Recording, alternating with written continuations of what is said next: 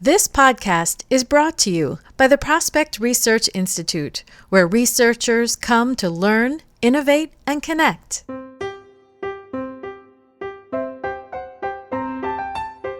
Part of becoming engaged and inviting people to be part of the pipeline would help researchers know what they're looking at and see patterns. Welcome to Prospect Research Chat Bites, a podcast by and for prospect research professionals.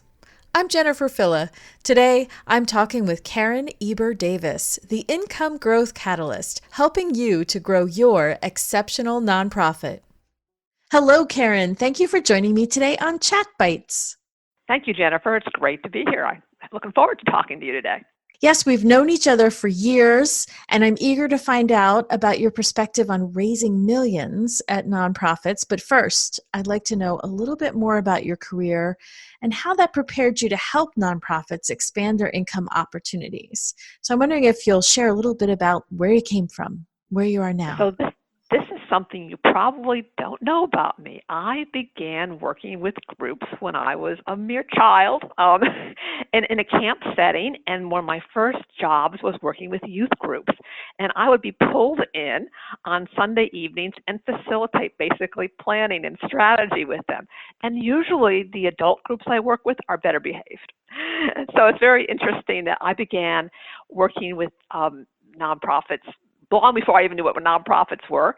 And my passion has been about helping people figure out how to get what they want to go. So it's a combination of good leadership and getting people to follow them, and then often money comes into the play.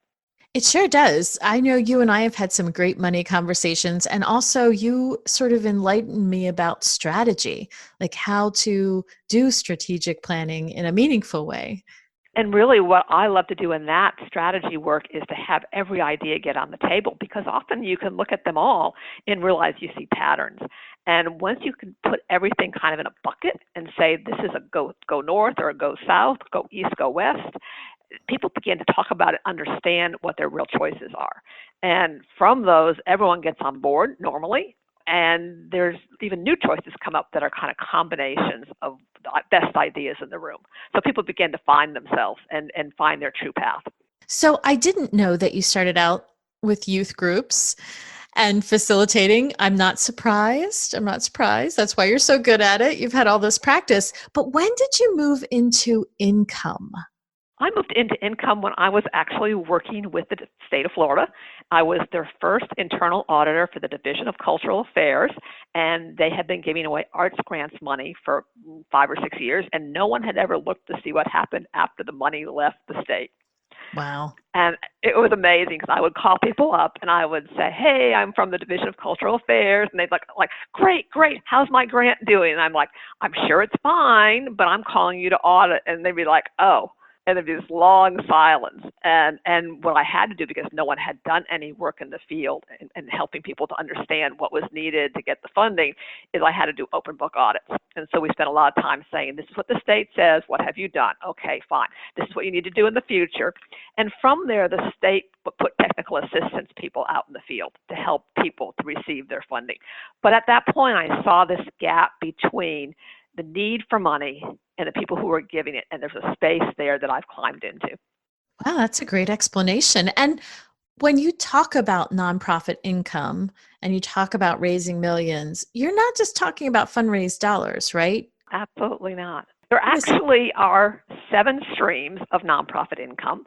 And you could divide it other ways, but what's worked for me is 7. We learned 7 really well because we have 7-digit phone numbers. 7's a good number for people to work with. One of those streams is in kind. And for instance, recently in our headlines is someone has given an in-kind gift of land worth $350,000. Now, your prospect researchers might have known about that and found it, but that counts. So it doesn't have to be cash to be very, very useful to the right nonprofit. The other streams are what they'd expect: fundraising from individuals, government funding, earned revenue that has to do with mission. Those are the 3 biggest streams of the 7 nonprofit income streams. Okay. And you already wrote a book, 7 Nonprofit Income Streams. And I definitely read that, used it to get a bigger picture perspective on nonprofit income. But now you've written a second book, Let's Raise Nonprofit Millions Together. Why? What more did you need to say about nonprofit income? Well, the 7 nonprofit income streams explains to boards and other groups who think that they can go out and get a grant for something how money works, where the money is, where the big pots are, where the pots are. But what always has driven me and interested me about nonprofit revenue is we have these things like build a relationship, so cliches that are used by the community. But what actually does it mean to build a relationship? What actually do donors want? How does everyone help with fundraising? And that's the question, particularly that fundraising piece, that I answer in the second book, Let's Raise Nonprofit Millions Together. Okay, so you're looking at engaging or looking at the perspective of all the different stakeholders and how they contribute to the nonprofit income. And that everyone has a chance to bring people in to fill the pipeline. That everyone in the organization, whether it's the person who's watching the building at night, who has a donor come by and wants to drop something off or drop a check off, that person has a chance. Whether it's the people at the front desk or in the line of service, everyone has a chance or has an ability to help bring people in who could be potential donors, who can fall in love with the organization. Do you have any stories to share about that? Sure. Yeah, one of the great stories that I love about how seemingly unimportant people, uninvolved people can help raise money for your organization comes out of the story. The firm that her husband owned had been providing services for years in the community for CPA, and their employees struggled with childcare. And they found Children's First, and that organization became who they sponsored. They collected money for them. They put that they sponsored them in their newsletter. Other people found them and gave them money. So there's this great relationship between Children's First and this CPA firm. But one of the most outstanding stories was the wife of the original owner went to live in an assisted living in Sarasota, which is only a Sarasota story because we have so many senior adults here. And she met one of her friends at the assisted living, and somehow the conversation came up about what the woman might do to support the community. This is the new friend. So no relationship with Children's First at all. In the fall of time, the woman left $1 million because her friend recommended the organization. So this is the power we have as people to speak positively about the organizations we work for and actually drive revenue into them. That is an amazing story, and there's no amount of prospect research that would have pulled that one out of the woodwork. No. Mm-hmm. But there is the positive thing about that prospect, who was the CPA firm, had a good relationship, and that was nurtured over the years.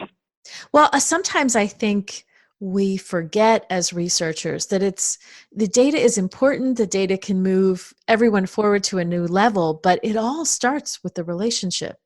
Mm-hmm. That story doesn't work for prospect research, but other ones like it could, where the person is identified. And, oh, yes, look, here are some patterns. They have a long-term interest in childcare or whatever the cause is. I'm working with a client right now, and they finally had their aha moment. Like, once we presented all of those verified screening results and showed them what the potential was, they're like, wow, why aren't we engaged more deeply with some of these people? And so we're helping them put that program together so they can track it. How could we invite them to do something else? Exactly. I challenge them to just come up with a list. Just forget about the whole idea of I want all this money to come into our organization, and think about all the ways you can build relationships with key people and make a big list. And then you can have those pieces like a menu to put together. We'll see how that works, Karen. Yeah, well, I think you're on the right track, because one of the things I recommend is people close out, you're having a conversation with a potential donor or prospect, and you offer them 3 choices of what they might want to do. So you have things in mind that you suggest to them that move them closer to you. And you are always kind of in that, hey, we're doing this, or maybe you want to do this. Which sounds best? So you're in that movement forward. I know you work with the leadership of organizations typically, and you help them create better income strategies and how to implement that. But most of the people in prospect research are not in leadership. They might even be development coordinators or database managers. And so sometimes we struggle to get that bigger picture on income strategies. What do you think is important for us to know as researchers about nonprofit income? I think that I would push back and argue that they are leaders. They may not be the leadership, the capital L leadership, but they do have the chance to lead their organization. And what's important is this is a way to fill the pipeline and that they can practice some of the skills about engaging people, including them, inviting them, and thinking about how they can be invited.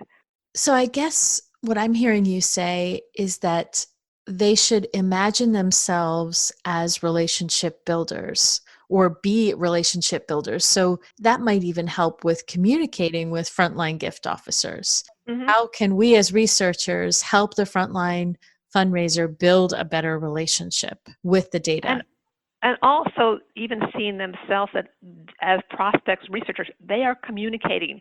They have relationships. Those relationships can be explored. Does this person love our cause? It could be another researcher. It could be someone who, a database manager they're calling. And is there a way to have a casual conversation? Oh, you love cats. Oh, good. Let me share.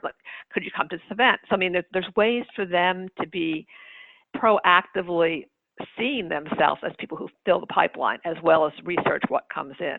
My thinking, and maybe that's like blow their mind in terms of like, oh, I don't want to think about doing it that way, but we all have relationships. The estimates are that we have between 400 and 800 relationships, and many of those would not work, but some of them might. And part of becoming engaged and inviting people to be part of the pipeline would help researchers know what they're looking at and see patterns. Wow. So you remind me that one time when I was living in a condo on the beach, which I've now moved to Tampa, but I was swimming in the pool with one of our neighbors and she was talking to me about her giving. And Mm-hmm. it was absolutely a time to in that case, reinforce the organization as a sound one, that it's a wonderful local nonprofit and that her small gift mattered. So, but we got to have this great conversation about fundraising and about giving and how organizations work. So you're right. You're totally right. We are all human beings and social, and people ask us about our work. We can share in a way that's meaningful. Yeah, and it's a chance for, again, doing that helps you understand what the rest of the process looks like in Yes. terms of, here's a name of someone, and I wouldn't know what to say, but if I was swimming next to them, and they said, hey, what do you do? Then I know what to say. Right. And we sort of have this angst in our fields about being prospect researchers, or a little bit. Some people do. We don't want to come across as spies. We're not Mhm. looking Mhm. not looking into private information. But you're right about the patterns. What makes a good prospect, and when we see that in someone in our social circle, even if we bring on another annual fund donor, we've brought on a donor. So it all And that's makes a difference. exciting. It's exciting because and the point is you're helping that donor to connect to something meaningful in their life, and you got to do it. It is you know, pretty cool. so Yeah. yeah, I'm sure the prospect researchers are thrilled when something they've researched comes through. Oh yeah. And this is a small thrill with a small t, but it's helpful in terms of that person's life, and you don't know, that could be your $1 million connection too. You don't know what these gifts all lead to. Well, and bequest is a really good example because Mhm. it's Mhm. just so long from when you have a conversation with someone to when they actually come through with that gift. Yeah, So, there's a story, another one, I think in this book or the last book, I don't remember which, Jennifer, and it's about how Spark, who works with domestic violence, received a bequest for $70,000 out of the blue. Does anyone know this person? No, no one did. But they finally went through their records, and the person had bought a T-shirt. So yes, even a poolside conversation, even a casual conversation that affirms that it's a fine organization, can lead to that. that's amazing. I'm so impressed that they were able to keep track of their They t-shirt found the donors T-shirt sale. or t-shirt buyers and connected to their donor name. Like, wow, But that's that would impressive. also not show up in prospect research either. That's another challenge. That's another, I'm giving you things that don't show up. But Well, I don't know. It's a challenge for artificial intelligence and machine learning to be able to connect all these disparate data sets for us. But it's also having faith in that, these are odd stories that I'm telling. These are unusual. Otherwise, we wouldn't be telling them. But that the regular work that the prospect researchers do helps nonprofits identify people quicker, the more inside the bell curve. Mm-hmm. And that's what their work does. And the more they can get comfortable with understanding how and why donors are interested in their organization by having these casual conversations, the better they'll be able to research. I agree. Well, thank you so much for sharing with me today, Karen. Well, it's been a delight to be here. Let me share with you a resource that your folks may want to know about. Excellent. It's called Karen's Top 10 Tips to Attain the Revenue Your Nonprofit Needs Forever. And they can get it by www.kedconsult.com/community. Great. I will be sure to have that in the show notes too. So there'll be a hyperlink. And I'm so glad that you're sharing that resource because many people volunteer for smaller nonprofits too. So even though they're a researcher, they may serve on a board and they're tasked with doing the fundraising. So that's very helpful. All right, Karen, thanks so much for joining me today and sharing. I really appreciate it. It's been wonderful being with you, Jen. We could talk all day, I think. I think we could. That was Karen Eber Davis, the Income Growth Catalyst, helping you to grow your exceptional nonprofit. And what a great message she had, specifically for prospect research professionals. Now, when you're chatting at a party and someone asks you, "What do you do for a living?" I hope your answer includes your passion for your organization's mission. Because, as Karen reminded us, we are all fundraisers. You can check out Karen and her 2 books at www.kedconsult.com. And of course, both books will be available on Amazon and in the show notes, so you can check them out there. Thank you for joining me today.